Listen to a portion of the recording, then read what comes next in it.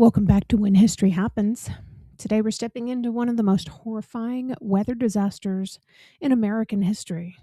A day when spring sunlight, church clothes, and family dinners were interrupted by far more violence than most people thought could ever be possible. This is the story of the Palm Sunday tornado outbreak of 1965, when dozens of tornadoes tore across the Midwest in a single wave of destruction, killing hundreds of people and changing the way America handles severe weather warnings forever. Picture the Midwest on April 11th of 1965.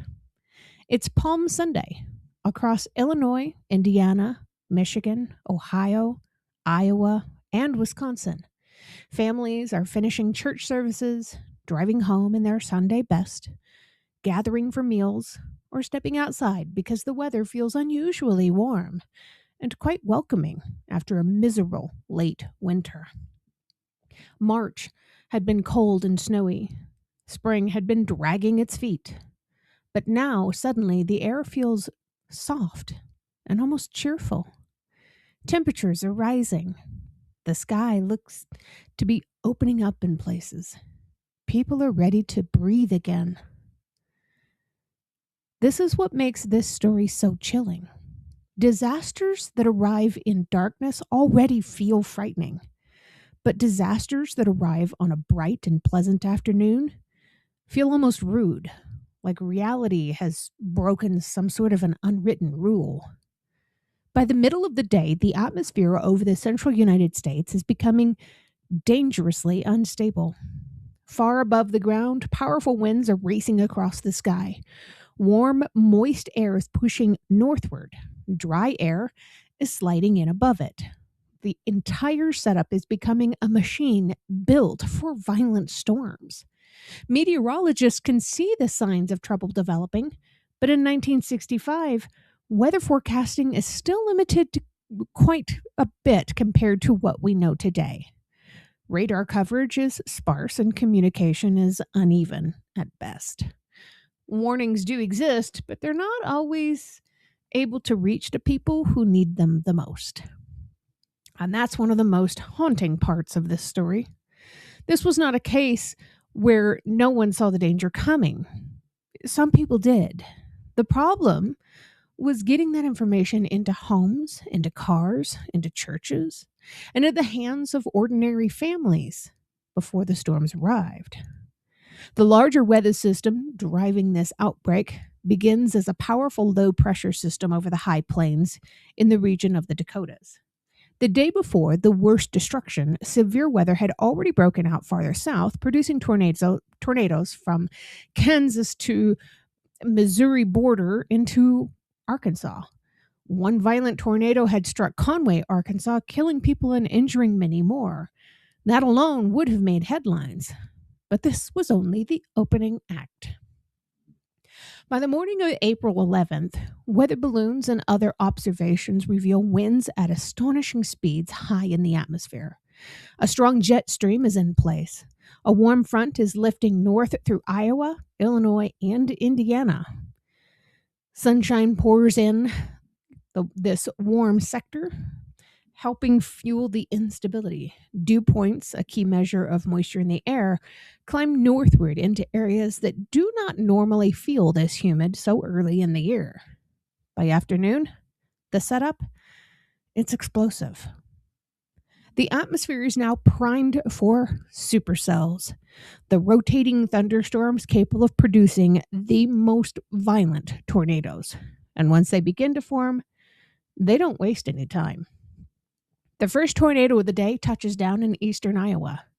Soon, more storms begin firing across Illinois and Indiana. These are not weak or brief little funnels dancing harmlessly over the open fields like dust storms. These are long-tracked, violent tornadoes driven by storm systems moving at startling speeds.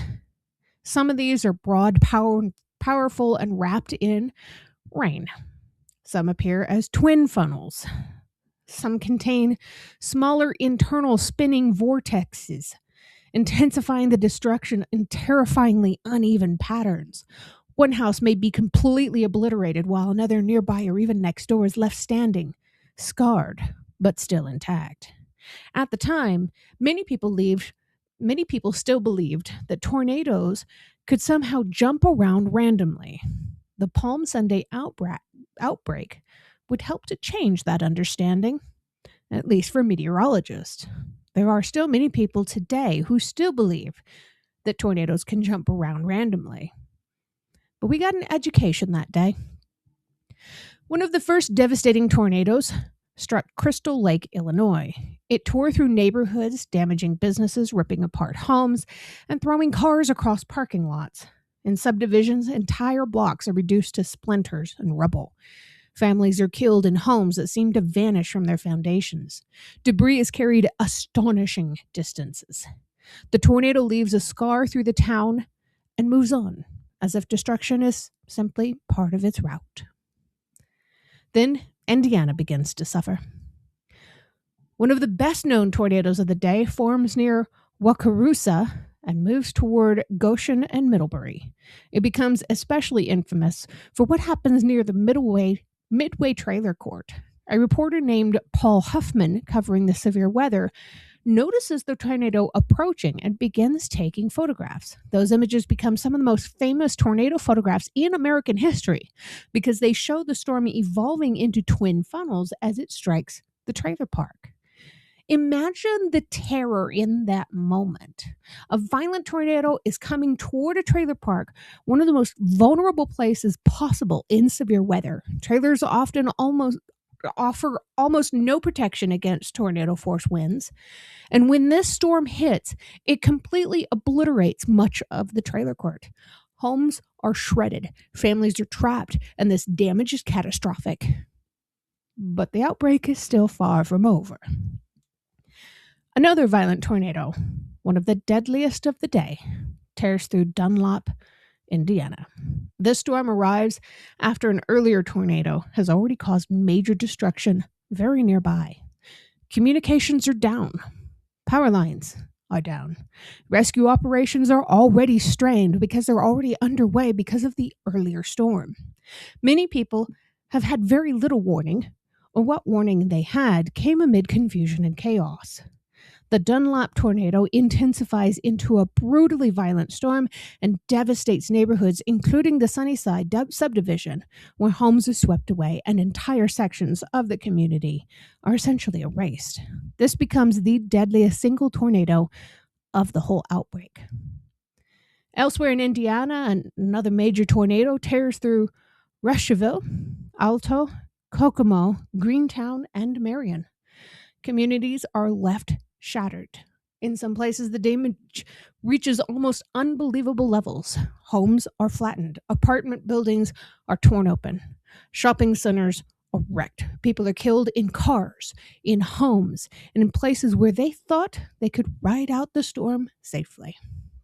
Greentown in particular is hit with a devastating force.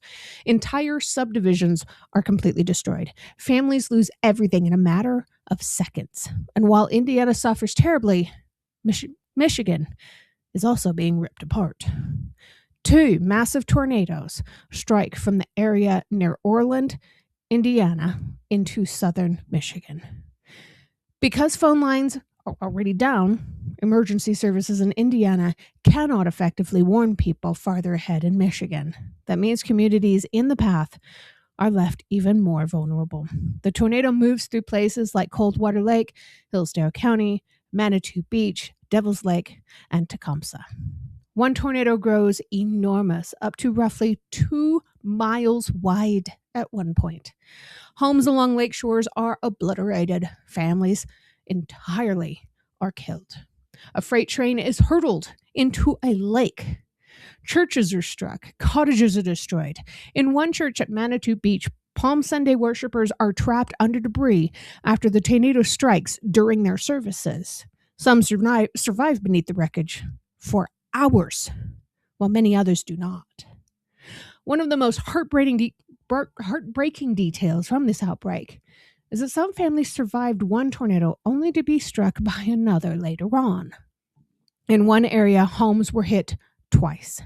Imagine living through the first nightmare thinking the worst has passed and you are so grateful to be alive. And then you hear the wind rising again. By now, the outbreak is stretching across the state lines with relentless force. This is not one storm, it is a system of storms producing tornado after tornado after tornado across a vast region.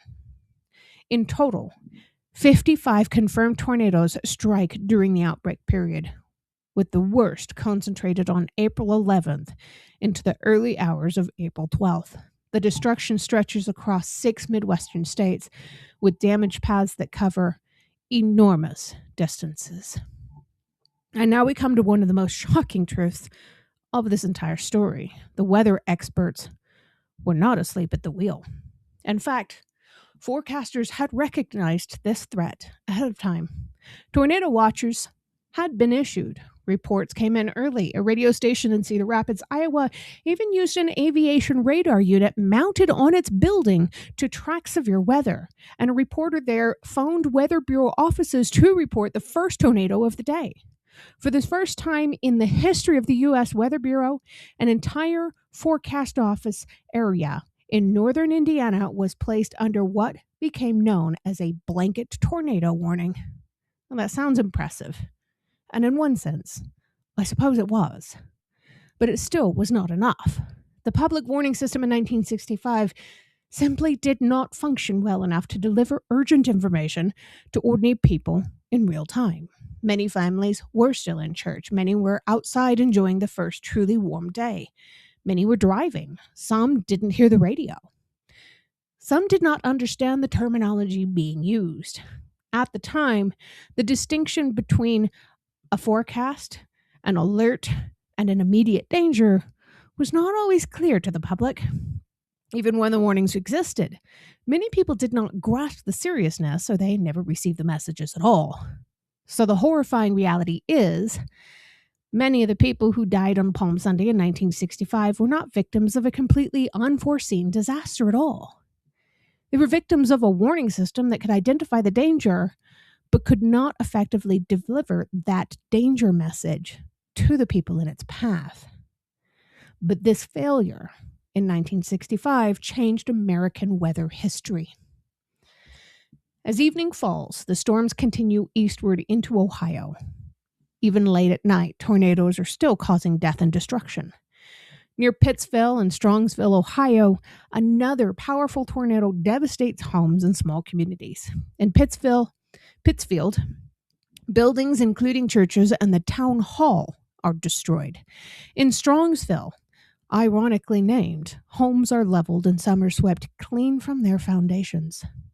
Some experts later argue that the damage there may have reached the highest levels of tornado intensity, through the official rating remains below that. And that's another extraordinary feature of this outbreak. It was not just numerous, it was intensely violent. 18 of the tornadoes were rated F4 or F5 in the ERA's scale, though officially none received the top F5 rating. Later research would argue that some probably did reach that level, but they didn't change that rating. This is one of the most violent tornado outbreaks ever recorded in history, and in modern ranking work, it still places among the worst in history today. By the time the winds finally died down and the storms moved on, the human cost was staggering. 266 people were dead. Thousands were injured, and entire neighborhoods were gone. Churches, schools, businesses, cottages, farms, trailer parks, family homes, everything had been ripped apart. In Indiana alone, over 137 people were killed. Michigan lost 53. Ohio only lost 60. Only. Illinois lost 6. Iowa only lost 1, and Wisconsin lost 3. Arkansas, hit during the earlier related storm, lost 6 more. And across the border, Across the broader outbreak, the casualty numbers were horrifying. And then came the long, ugly work that follows any major disaster. Rescue crews had to search through the debris. Families had to search for loved ones. Hospitals filled with the injured. What hospitals were still remaining? Telephone systems are overwhelmed. They're completely broken in many places. Roads are blocked by debris, people's homes, people's cars, things that were not easy to move. Communities that had seemed ordinary and intact and normal that morning now resemble war zones by night. There is another major legacy to this event, one that reaches far beyond the immediate death toll, though. Scientists study the damage in depth, including from the air. Among them is Dr. Tetsuya Theodore Fujita, one of the most important tornado researchers in history. The Palm Sunday outbreak becomes a turning point in tornado science. Through detailed analysis, Fujita identifies suction vortices, those smaller, intense whirlwinds embedded within the larger tornado circulation. And this helps to explain why tornado damage can look so bizarrely uneven. It's not that tornadoes are hopping randomly over houses. It's that these internal vortices create concentrated lanes of extreme destruction inside the broader storm. It is a tornado or multiple tornadoes inside of another tornado. And this discovery helps to transform scientific understanding of tornado behavior. But for the public, perhaps, the most lasting change comes in how warnings are communicated from then forward. The terrible death toll of 1965 forces a reckoning. Officials realize that spotting the danger is only half the battle. People must understand when they are being told to prepare and when they're being told to take shelter immediately. Out of that need comes one of the most important changes in weather communication in American history. A year later, in 1966, the modern distinction between a tornado watch and a tornado warning is officially implemented. Communities begin using civil defense sirens more aggressively during tornado threats. Storm spotting networks receive greater support, finally. Over time, those developments help lead toward systems like Skywarn and the broader severe weather communication structure that we use today. So when you hear the phrase tornado watch or tornado warning now, that clarity exists in part because of the suffering of people who endured Palm Sunday in 1965. Those living and those dead. Do you know the difference?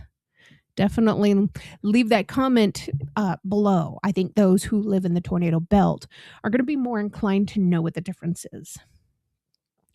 But this outbreak also leaves behind unforgettable images and stories. Witnesses report tornadoes glowing with strange white, blue, yellow, orange, and red electrical lights. Dust, power flashes, and the weird electrical environment of the storms may have contributed to those eerie colors. Photographs of twin funnels became iconic that day. Survivors told stories of hiding in basements, crawling from rubble, and watching entire neighborhoods disappear in minutes, often right before their eyes. And beneath all of that science and destruction is the more personal truth. This happened on a Sunday that should have felt safe. It happened on a day associated with worship, family, fresh clothes, spring warmth, ordinary routines. It happened when people were finally letting themselves believe for just a moment that winter was over. That's partly why it lingers in memory so deeply. It's not just the violence. It felt like a betrayal of normal life. The Palm Sunday tornado outbreak of 1965 remains one of the deadliest and most significant tornado disasters in American history. It was not just a meteorological event, it was a human turning point. It exposed the limits of forecasting, the weaknesses of communication, and the need for better public warning system. It changed science. It changed emergency response. And it changed how the United States talks about tornado danger. When people think of weather history, they often imagine a list of dates and numbers. But this story is so much more than that. It's the families leaving church and never making it home. It's the town hit so hard that the maps of damage looked almost unreal. It's the forecasters seeing the damage, seeing the danger, and struggling to make others understand it in time. And it's the survivors walking through neighborhoods that no longer looked like neighborhoods at all. And it is a reminder that nature does not need a dark and gloomy setup to become deadly. Sometimes the worst storms arrive on the nicest days that anyone has seen in weeks. So now I really want to hear from you, and I really do want your answers in the comments. What do you think is the most haunting lesson of the Palm Sunday tornado outbreak of 1965? Was it the sheer violence of the storms themselves, the fact that so many warnings were unheard, or the sobering truth that a perfectly pleasant day can turn catastrophic in just a few hours? Or maybe it's something else that struck you. But tell me in the comments. I would really love to know what stood out to you the most on this story. And if you're enjoying these stories, make sure you follow the Facebook page and subscribe to the podcast so you don't miss the next episode of History Happens.